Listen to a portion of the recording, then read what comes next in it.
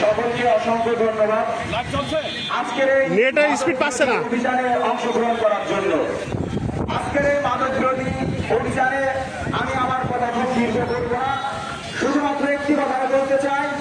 মাদক ব্যবসায়ী আপনারা যারা মনে করেছেন বিগত দিনে আপনারা মাদক ব্যবসা করবেন, থানায় যাবেন আর আইনের আশ্রয় নিয়ে দুদিন পরে বেরিয়ে এসে আবার মাদক ব্যবসা করবেন, সেটা আর চলবে না।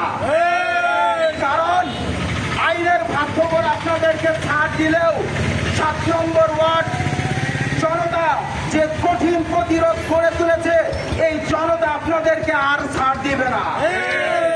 আপনারা যদি চান যে আপনারা 7 নম্বর ওয়ার্ডে বসবাস করবেন, আপনাদেরকে মাদকের সাথে সকল প্রকার সংশ্লিষ্টতা থাকতে হবে। 7 নম্বর ওয়ার্ডবাসী, আজকে আমার এইখানে উপস্থিত ছোট বড় সকলকে নিয়ে আমি আপনাদেরকে কঠোর হুঁশিয়ারি দিয়ে যাচ্ছি। আপনাদের বাড়ি থেকে যদি আর একটি ছেলেও মাদক পায়, আপনাদের বাড়ি ভেঙে গুড়িয়ে পুড়িয়ে দেব।